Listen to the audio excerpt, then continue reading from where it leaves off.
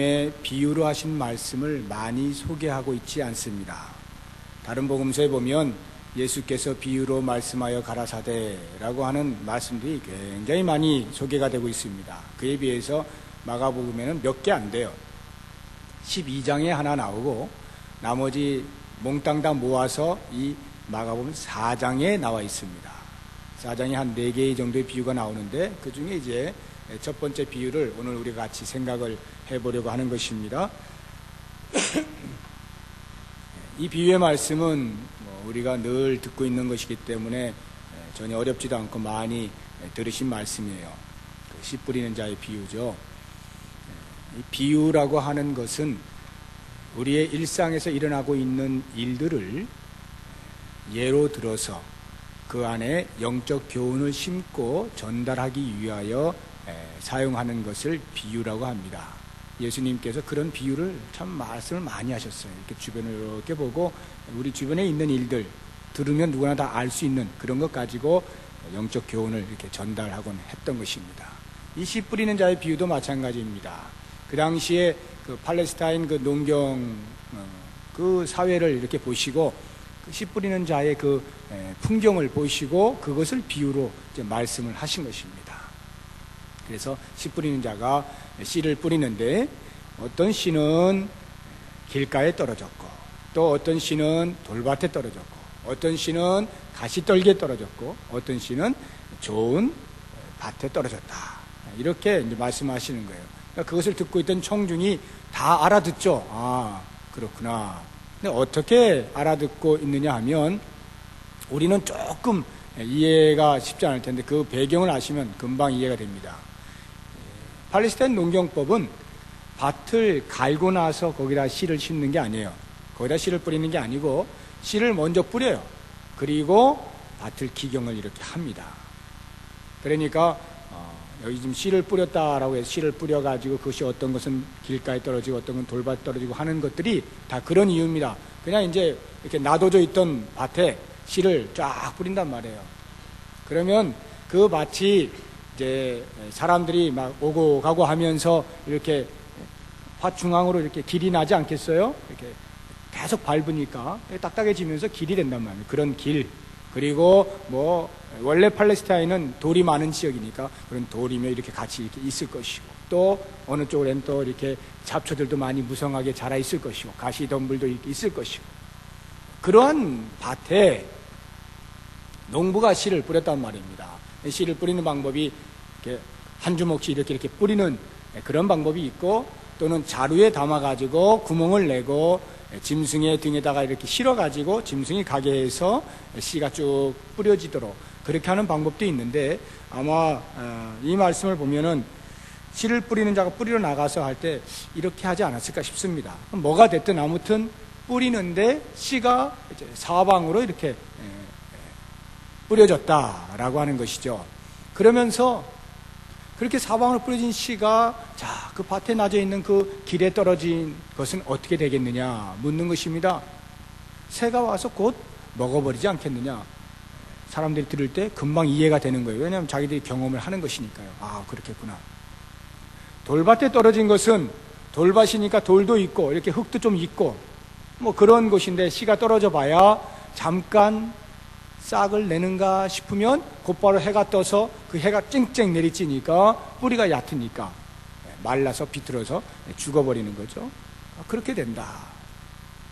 그리고 가시떨기에 뿌려진 씨는 좀 제법 자랍니다. 좀 자라는데 어느 정도 자라고 나면 그 옆에 있는 잡초가 훨씬 더 생식력이 강해가지고 더 위로 올라와가지고 자라나는 것을 꽉 막아버려요. 그 기운을 막아서 결실치 못하게 한다. 이렇게 설명을 하는 것입니다. 다 알아듣죠. 아, 맞습니다. 그렇죠. 그런데 좋은 땅에 뿌려지면 어떻게 되겠느냐? 그거야 뭐 자연히 30배, 60배, 100배 결실을 맺지 않겠느냐? 네, 그렇습니다. 이 비유를 쫙 설명을 했는데 그러면 이 비유를 말씀하신 비유 안에 담겨져 있는 영적 교훈이 무엇입니까? 이렇게 사람들이 듣고 바로 알아듣질 못했어요.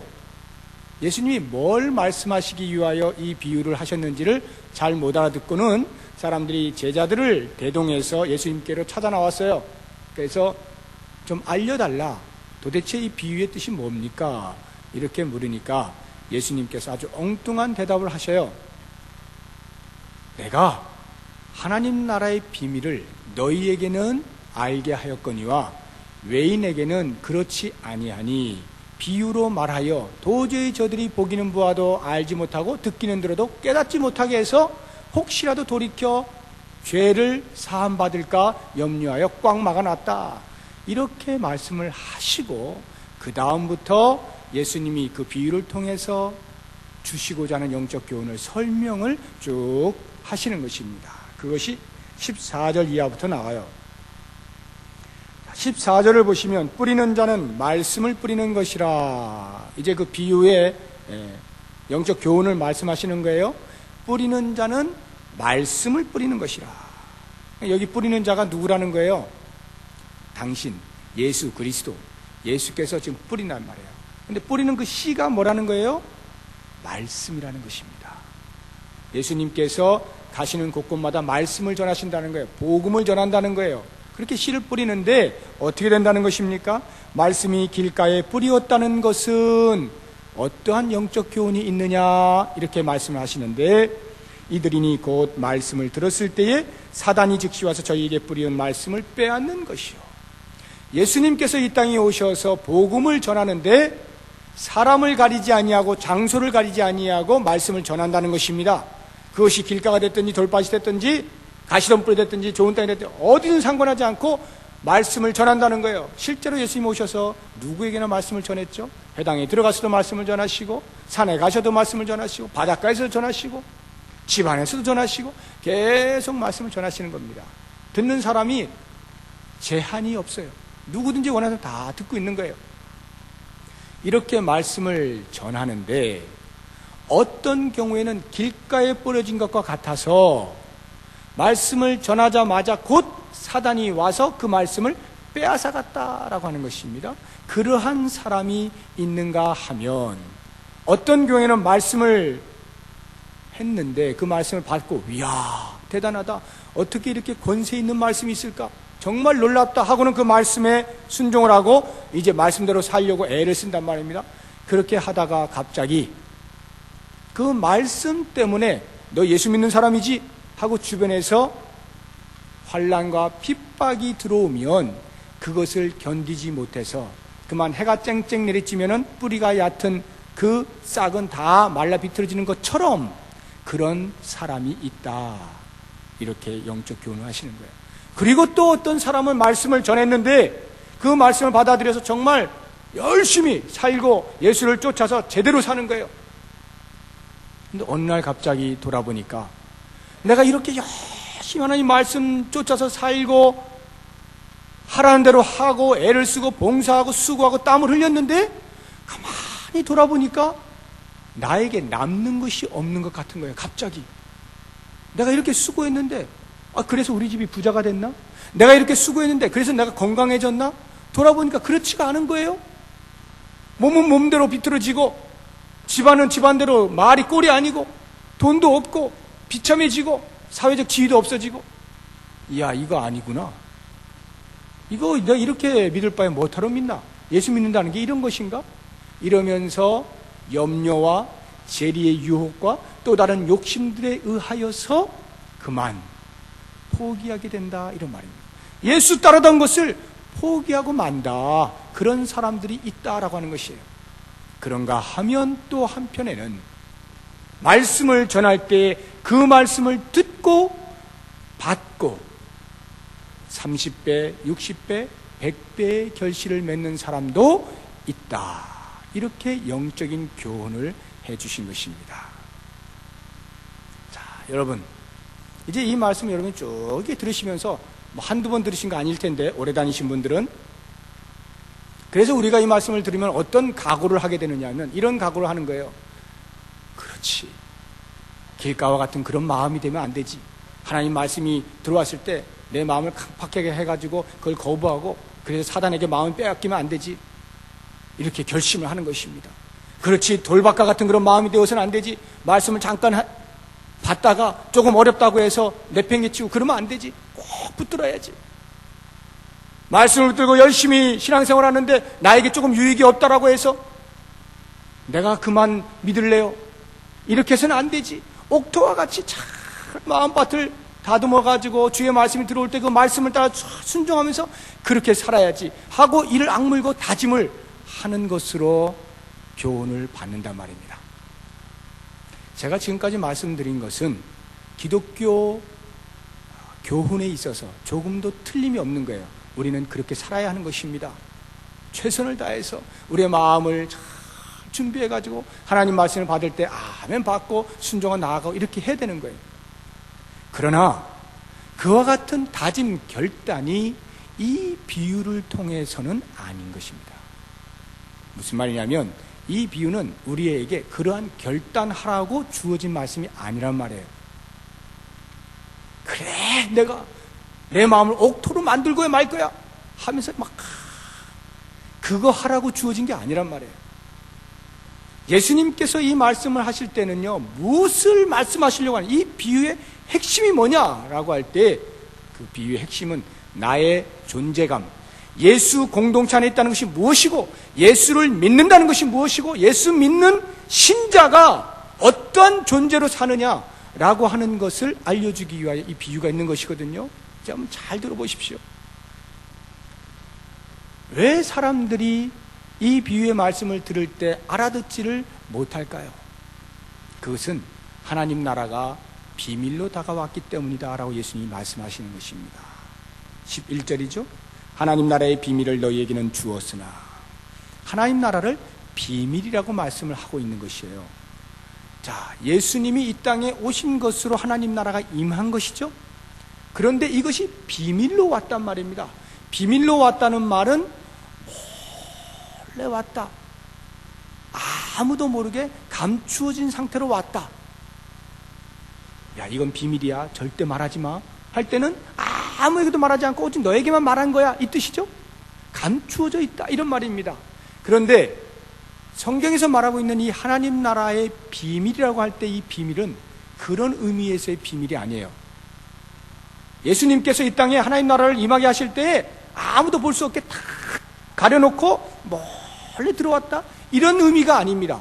그런 말에서의 비밀이 아니고, 예수님이 이 땅에 오심으로 하나님 나라는 이미 모든 사람이 볼 수 있도록 공개된 상태로 내려온 거예요.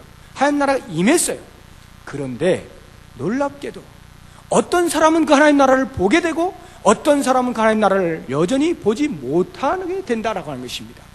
그런 의미에서의 비밀이에요. 그래서 정확하게 번역을 하면 그것은 비밀이 아니라 신비라고 번역을 해야 되는 거예요. 원문이 미스테리온 이렇게 나오거든요. 이 미스테리온이라고 하는 것이 미스테리 많이 들어보셨죠? 미스테리, 신비.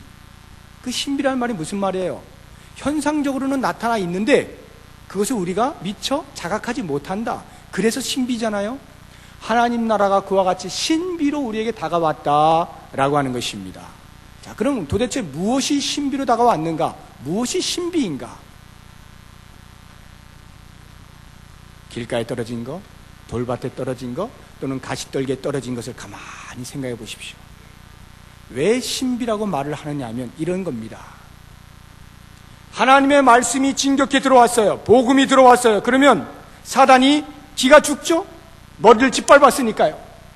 죄가 제거되죠? 그러니까 사단이 꼼짝을 못하는 것입니다. 하나님의 말씀이 들어오면 사단이 꼼짝을 못해야 되는데 길가에 떨어진 건 어떻다는 거예요? 하나님의 말씀을 사단이 뺏어버렸다는 거예요. 이해가 안 되잖아요. 예수께서 말씀하실 때 복음은 하나님의 능력이 되기 때문에 화기하는 능력이 있어 모든 죄성들이 사라지고 아름다운 하나님의 나라가 쫙 이루어져야만 할 것 같은데 이게 웬걸요? 길가에 떨어진 씨라고 하는 것은 그 말씀이 떨어졌는데 말씀이 사단에게 빼앗김을 당했다는 것입니다. 힘이 없잖아요. 그러니까 그 말씀을 들은 자가, 길가에 떨어진 자의 그 태도가 뭐냐면 말씀을 딱 받았는데 아무런 반응이 없어요. 뭐 능력이 없는 것 같아요. 야, 그게 말씀일 것 같으면 내가 뭐 하러 믿냐? 그 마음을 갖는 순간 벌써 사단이 뺏어가 버렸다는 거죠. 하나님의 말씀이 복음이 이 땅에 내려올 때 우리 인간의 상식으로는 유토피아로 딱 내려와야 될 것 같은데 사단에게조차 빼앗기는 그러한 형태로 내려왔다는 거예요. 그러니까 그 사람들의 눈에 하늘나라가 보일 리가 없죠. 복음이 보일 리가 없어요. 받아들여질 리가 없어요. 돌밭에 떨어진 자는 어떻습니까? 마찬가지입니다.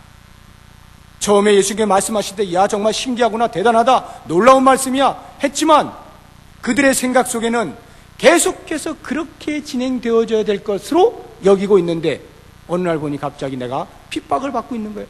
예수 믿는다는 것 때문에 환난을 당하고 있는 거예요. 어려움을 겪고 있는 것이에요. 사람들에게 조롱을 당해요. 친구들이 다 떠나가요. 이게 어떻게 된 거야? 이게 무슨 예수 믿는 거야? 이게 복음이야? 이상하네?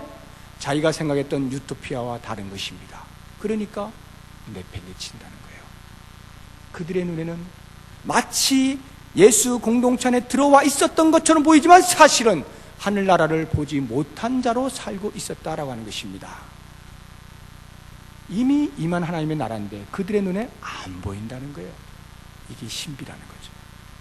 가시떨기는 어떻습니까? 마찬가지예요. 오랫동안 신앙생활합니다. 이 교회 공동체 안에 들어와서 열심히 신앙생활해요. 재밌게 해요. 그리고 뭐 하라는 대로 다 하고 봉사하고 애쓰고 땀 흘리고 헌금도 많이 하고 시간 내서 별의별 일을 다 하고 수고를 다 하였는데 그 정도 하면 하나님께서 만약에 살아계셔서 하나님 나라를 통치하신다라고 한다면 그 정도 수고한 자에게는 적어도 그에 걸맞은 대가를 주실 것이라고 하는 예상이 있잖아요. 그 정도 안 해도 잘 사는 사람 많은데 나는 그래도 엄청나게 했잖아요. 그럼 그에 걸맞은 어떤 대가가 있을 것이라고 생각하는데 어느 날 보니까 없단 말이죠. 그럼 어떻게 돼요? 이게 뭐야? 이게 하나님 나라란 말이야? 이게 복음이란 말이야? 자기가 생각했던 그 유토피아와 다른 것이죠. 그러면서 손을 놓게 되는 거예요. 하나님 나라의 신비입니다. 분명히 눈앞에 있는데도 안 보여요. 왜? 내가 원하는 모습으로 하나님 나라가 임하지 않았기 때문에. 내가 생각하고 있는 그 말씀의 파워, 그러한 형태로 말씀이, 복음이 나에게 적용되고 있지 않기 때문에 그것을 거부해버리는 것입니다. 그러니까 길가에 떨어진 것이나 돌밭에 떨어진 것이나 가시떨기에 떨어진 것이나 사실은 모두 다 예수를 안 믿는 것이죠. 예수 공동체 안에 들어온 것이 아니에요. 하나님 나라를 못 보고 있는 사람들의 반응이란 말입니다. 그에 비해서 이 옥토에 떨어졌다라고 하는 이것은 무엇을 말합니까? 왜 내가 하나님 나라가 신비라고 말을 하느냐 하면 이 옥토에 떨어졌다라고 하는 것은 바로 지금 나를 의미하는 것인데, 여러분들을 의미하는 것인데, 예수를 믿게 되었다는 말입니다. 복음이 들어왔을 때 내 마음에 씨가 심겨졌단 말입니다. 심겨져서 여기서 싹이 트고 줄기가 나고 무럭무럭 자라서 열매를 맺는단 말입니다. 한번 생각해 보세요. 이야, 어떻게 나에게 그런 일이 있을 수 있을까? 남들은 지금 다 못 알아보는데, 남들은 하나님 나라가 어디 있냐고 외치는데 나는 왜 그게 보이냔 말이에요.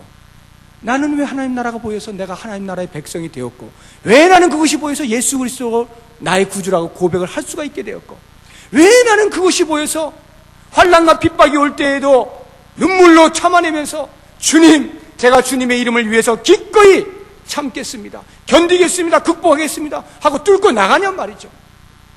왜 남들은 실컷 봉사하고 나에게 주머니에 아무것도 없을 때 실망하고 그냥 떨어져 나가는데 왜 나는 그러한 일이 당할 때에도 실망하지 않고 좌절하지 않고 계속하여 자기의 자리를 지키고 믿음의 자리를 지키고 예수 그리스도를 따르기로 작정을 하게 되느냐 말이죠.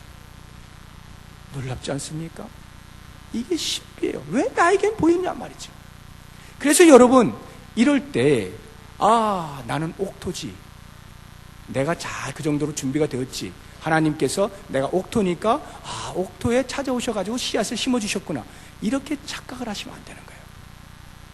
그래서 자꾸 내가 옥토가 돼야지 그러시거든요.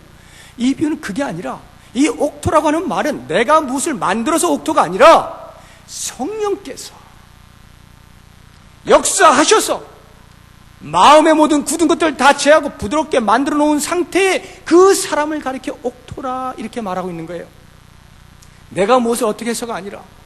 그러니까 이게 놀랍다는 거예요. 아무 일도 하지 않았는데 어떤 사람은 길가인데 나는 왜 옥토냐 말이지. 나는 어떻게 옥토가 되어서 그렇게 예수 그리스도가 전하신 그 말씀이 내 마음밭에 들어왔을 때 내가 아멘 받아들일 수 있게 되었냐 말이에요. 이게 신비란 말입니다. 여러분, 지금 이 자리에 앉아있다고 하는 것 자체가 흥분이에요. 감격입니다. 도저히 그렇게 할 수 없거든요. 우리의 일반 상식은 그리스도인들이 사는 삶을 용납하지 못합니다. 예수 믿는 것 때문에 환난을 하고 핍박을 당하면 때려치는 게 정상인 거예요. 그런 예수 내가 왜 믿어? 나에게 복 주는 곳 찾아가지. 환난과 핍박을 당하는데도 불구하고 그 속에 머리 디밀고 앉아가지고 그래도 예수님 이렇게 하는 거 이거 비정상이잖아요. 상식적으로 안 맞아요. 그런데 나는 왜 그게 보이냐고요. 왜 하나님 나라가 보여서 그렇게 하지 않으면 안 되는 견딜 수 없는 뜨거운 마음을 주냐고요. 환난과 핍박을 당해도 예수를 끝까지 쫓아야 하는 이유를 알게 하시냐고요. 내가 죽도록 충성하고도 아무것도 남아있는 것 같지 아니하는 그러한 현실을 보면서도 왜 나는 계속해서 예수를 부인하지 아니하고 끝까지 예수를 믿기로 작정하냐고요. 이게 웬 은혜냐 말이에요. 사람들은 알지 못하는 이 땅에 무엇인가 하나님의 나라라고 하면 완벽한 하나님의 나라, 그 땅에 들어가면은 그 안에 쏙 들어가면은 건강도 책임져지고 모든 부귀영화가 있고 그러한 것으로만 알고 있는 그 하나님 나라, 왜 나는 그것이 아님에도 불구하고 보이냐 말이죠. 왜 나는 영원히 보이냐 말이에요. 이게 하나님의 은혜란 말입니다. 이것이 예수 공동체 안에 들어온 사람이 누리는 특권이란 말입니다. 예수님께서 이 비유를 말씀하시는 것은 바로 예수의 제자들이 이와 같은 사람들이다라고 하는 존재감을 알려주는 것이에요. 예수를 따르는, 예수를 믿어 작정하는 우리 모두에게 우리의 존재감이 바로 이러한 사람들이다. 그래서 비록 이 땅에서는 서로 설익은 하나님의 나라의 모습을 보게 될지라도, 그래서 때로는 고통을 당하고 때로는 어려움을 당하고 때로는 곤핍함을 당하는 일이 있다 할지라도 내가 예수를 부인하지 아니할 수 있는 것은 영원한 하늘나라가 내 눈에 보여버렸기 때문에 그 영혼을 소유하는 자로서 이 땅을 충분히 극복하고 살아갈 수 있는 이유를 알게 하시는 것, 이것이 그리스도인이란 말입니다. 이것이 예수 공동체 안에 들어온 사람이라는 거예요. 이게 나라는 거예요. 이게 나. 우리가 그런 존재감으로 사는 사람들입니다. 그래서요, 이러한 사람에게 주시는 놀라운 은혜가 있는데, 그렇게 부닥쳐버린 하나님의 말씀이 내 안에 들어와서 움직이고 나를 변화시키고 깨부수고 제거하고 하는 이런 작업들을 통하여 점점 내가 예수 그리스도화 되어지는 것입니다. 예수 그리스도의 형상을 닮아가는 것입니다. 예수 그리스도의 성품을 쫓아가는 것입니다. 그래서 30배, 60배, 100배의 결실을 맺을 수밖에 없는 존재이다라는 것입니다. 여러분, 생각해 보셨어요? 나는 열매를 맺을 수밖에 없는 존재, 생각해 보셨냐고요? 얼마나 내가 애를 써서 수고하고 눈물을 흘리고 땀을 흘려서 열매를 맺을 것인가? 이 싸움이 아니라 하나님께서 우리의 마음밭을 기경해 놓으셔서 성령으로 말미암아 부드럽게 만들어 놓으셔서 그 씨앗이 좋은 땅에 떨어졌을 때에 그 씨앗은 반드시 열매를 맺게 되어 있는데 30배, 60배, 100배의 열매를 맺게 되어 있는 존재로 우리를 인식해 본 적이 있냐고요? 나를 인식해 본 적이 있냐고요? 그렇게 인식하게 되면서 우리의 삶은 완전히 바뀌기 시작합니다. 지금까지는요, 내가 어떻게 해야 열매를 맺을 수 있을까 끙끙거리고 너무나 힘들어가지고 아이고 지쳤어 이렇게 말을 하지만, 열매를 맺으며 살 수밖에 없는 존재임을 알게 되는 순간에 지금부터의 나의 삶은 완전히 달라집니다. 관점이 달라집니다. 지금부터 내가 하는 일은 점검하는 일이에요. 확인하는 일이에요. 야, 오늘은 꽃몽오리가 싹 폈는데 내일이면 이게 필까? 모래미 필까? 그거 점검하고 확인하며 사는 게 우리 인생입니다. 하나님께서 예수 그리스도를 믿는 믿음으로 말미암아 우리에게 씨앗을 심어주시고 그 씨앗의 열매를 맺게 하시는 그 모든 과정을 보장받은 상태로 하루하루 살면서 그 열매 맺어지는 것 보면서 기뻐하면서 즐거워하면서 흥분하면서 기대하면서 사는 것이 우리의 인생인 것을 안다면 삶의 맛이 달라지잖아요. 발걸음이 달라지죠. 그 안에 무슨 근심을 계속 누르고 있겠습니까? 무슨 염려 걱정을 계속 어깨에 짊어지고 있겠습니까?